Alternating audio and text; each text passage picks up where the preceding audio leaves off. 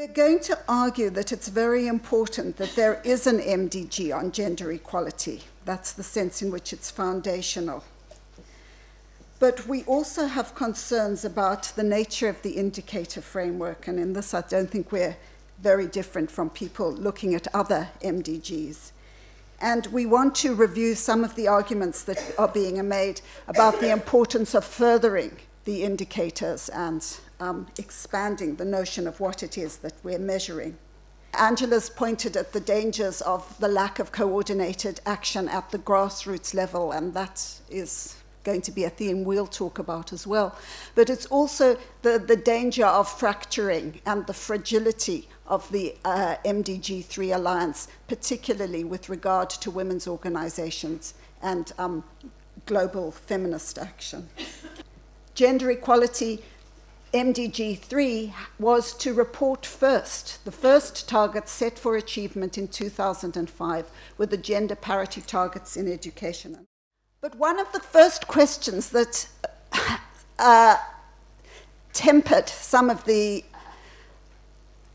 aspiration that could accompany the MDGs was the notion of how limited a kind of concept gender parity was. And you'll see this in relation to education, when put side by side with the much larger demands for gender equality that had been formulated, particularly in the Beijing Platform for Action in 1995.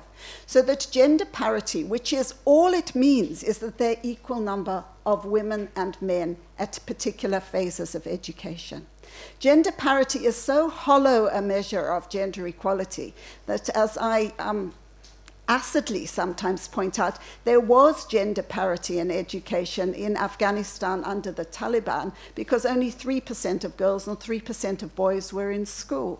The 2005 target, which was for gender parity in primary education and possibly in secondary education, was missed in 94 out of the 149 countries for which there was data. It was only achieved in 82 countries. The earth didn't move. Nobody made a big fuss. The problem with, you can raise two questions about this. Was it because it was about women? Was it because it was about primary education? Was it that gender just didn't light anybody's enthusiasm in 2005? But there wasn't even a newspaper headline. So that there's a question about, and I think that's a question for us in relation to this conference, assessing another midpoint, but this is a later midpoint. How urgently do people take their obligations in relation to the MDGs? As you can see from the figures, 2/3 of countries have achieved gender parity in primary education, 1/3 in secondary education, and only 5 countries in the world have achieved gender parity in tertiary education. The larger problem remains unlooked at, the problem of the very large number of adults who are illiterate, and that 2/3 of them are women. And here's the fourth indicator. The proportion of seats held by women in national parliaments. And this is derisory. We've all read many articles over the last few weeks about this, the significance of women's visibility in American politics over the presidential race. But it's ridiculous that a country which has had the vote and education for so long, that this is still an issue. And the numbers talk for themselves, and it's a depressing tale. Gender equality does entail more than parity and does entail more than the indicator framework provides for. And I think that's widely recognized. An influential World Bank paper has talked about the need to maybe develop what are called MDG3 plus indicators. And these are the plus indicators. They relate to gender in primary school completion, under 5 mortality, whether or not girls and boys are engaged in the youth labour force and child labour, looking at gender in relation to pay, not just employment, because a lot of the expansion in women's employment has been in part-time and low-paid jobs. Also looking at use of contraception and the extent of of underage pregnancy. What Elaine wanted me to add to the talk was drawing on our work that we're doing at the Centre on Violence Against Women. And this is one of the issues that, if you look at the women's movement, has been something that's been very central.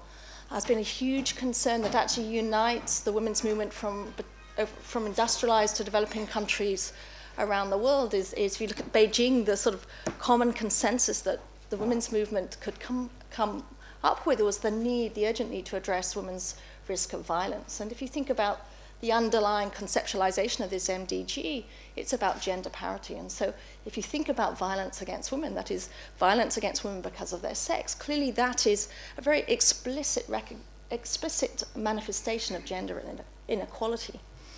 I think the concern with the MDG is actually when you start looking at this issue that's often very hidden, it's quite a stigmatized issue, when you start looking at the prevalence data, what it illustrates is actually how common a phenomena this is. And there's a concern that this MDG isn't really taking on board the underlying structural factors and issues around power and a lot of very political issues that allow these levels of violence to continue. And so here I'm just showing data from research that I've been doing with colleagues around the world and working with the World Health Organization, doing large household surveys on the levels of different forms of violence against women. And the figures here show the levels of violence, of physical or sexual violence against women by their partners. And what we find is that between 16 and 60% of women report ever being physically or sexually assaulted by their partners, with between 4% and 54% of women experiencing violence in the past year. So phenomenally high levels of violence, but also a huge degree of variation too. And I suppose that the tension with the MDG 3 is that actually this issue isn't coming up as part of the MDG debate. At the moment, while we're sitting here, there's a huge conference in South Africa, AWID conference of the Association of Women in Development. And a large issue on their agenda is these issues around violence against women, around things like women's legal rights, inheritance rights, women's ability to own land, to own property. And these things aren't featuring in the MDG debates adequately. At the AWID conference, there's not much discussion about women in education. And so the title of our talk is around fractures and tensions, because if you see actually who are the groups that probably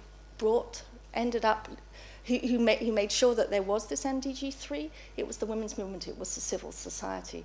Yet, in the way that the MDG has been reflected in the sorts of indicators that are being used, actually they're picking up on very important issues, but also missing very important issues. And so it's a very fragile relationship that underpins this MDG.